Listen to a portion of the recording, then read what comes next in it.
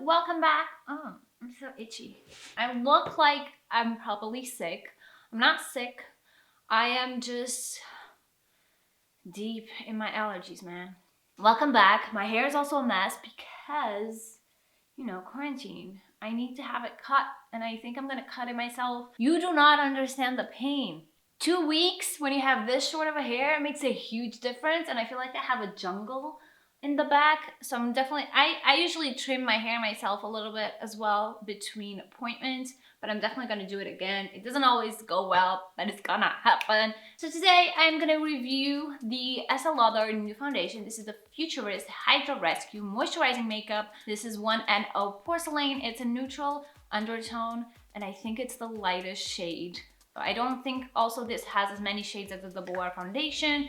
Link it down below in case you want to check yourself. I have reviewed their Estée Lauder Double Wear Nude Water Fresh Foundation. I think that's what it's called, I don't remember, but I will also link that down below and put it up here. And I'm just talking a lot, so I'm gonna skip right to the good part. I don't remember actually hearing about what kind of coverage this offered, so we'll see that.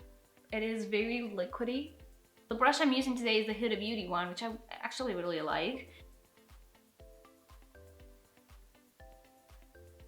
I like the scent. It's very fresh, like cucumber water-ish. I do feel like this will be like a medium coverage foundation just from like the first bits of application.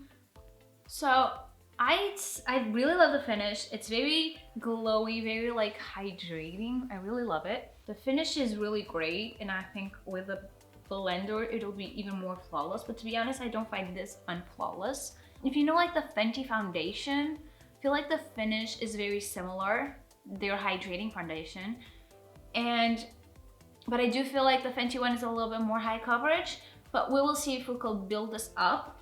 So any other place I think this is fine, but I'm gonna try just to build up on the most pigmented areas just a little bit. Maybe I'll get like a concealer buffer brush.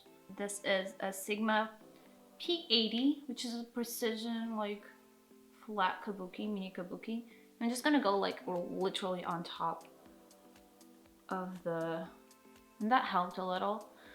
It's still not completely full, but I would supplement this with a little bit of concealer and I really like it.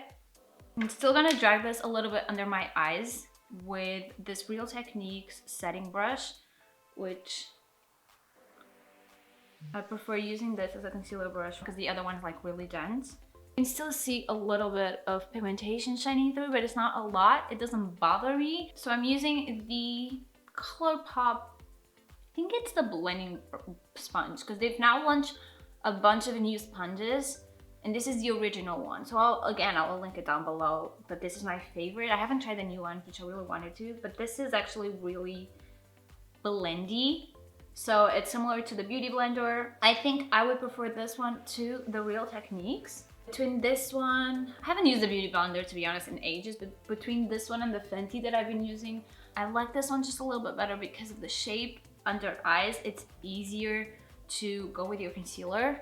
Texture-wise, they're actually very similar. I am surprised because it still offers a little bit of coverage. I thought the coverage would be totally diminished by the blender, and it really isn't. You can still build it up a little bit. I would say right off the bat, this is probably not a foundation for really oily skins. My skin is a little bit oily, but just in the T-zone. And because it is so constantly dehydrated with my acne treatments, I feel that like these type of foundations last on me a lot better than matte foundations. So I'll definitely powder this. I feel like the Beauty Blender side is just a little more flawless as that is normal. I would personally go with a pinpoint concealer just over the parts you want a lot of coverage with, because the Beauty Blender is never going to achieve that with this type of formula. Oh shit.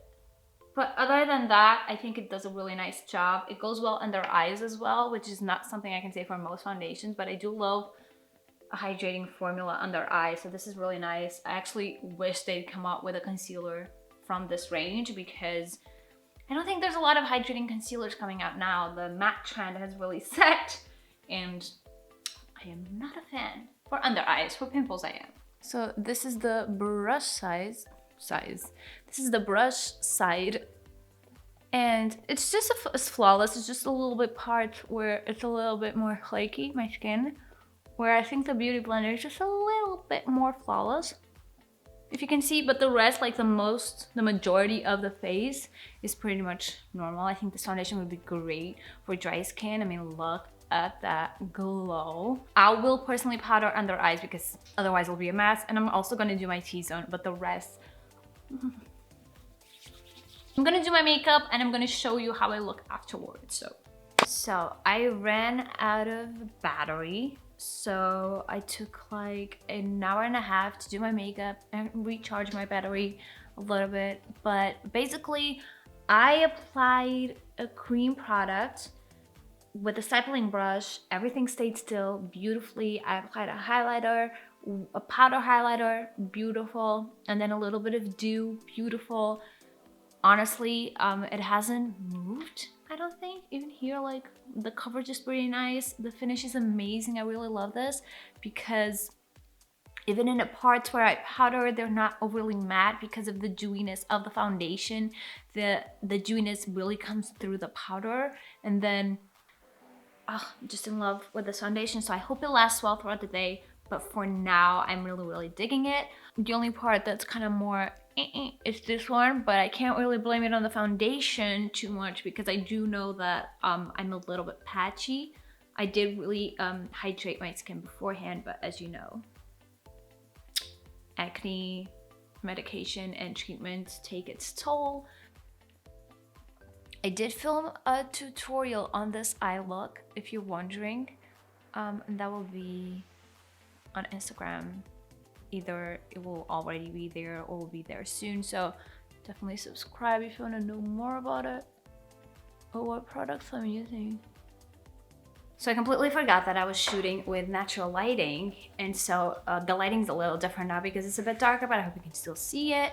It's worn on really well, in my opinion. It does have like, I feel like the coverage held a lot better than I thought it would be, and all this color and everything is really nice. It still has like a dewy finish, but it hasn't gone overly oily or anything. Texture is really nice. There's a bit of dryness here, but that was to be expected.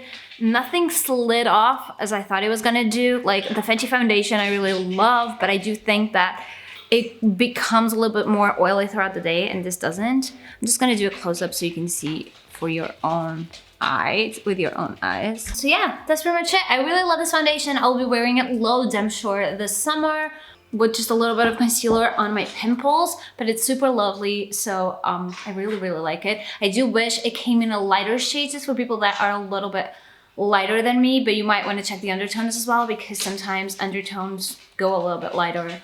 Probably one of my favorite foundations at the moment. I'm so surprised by it. Not surprised, but like I really love it.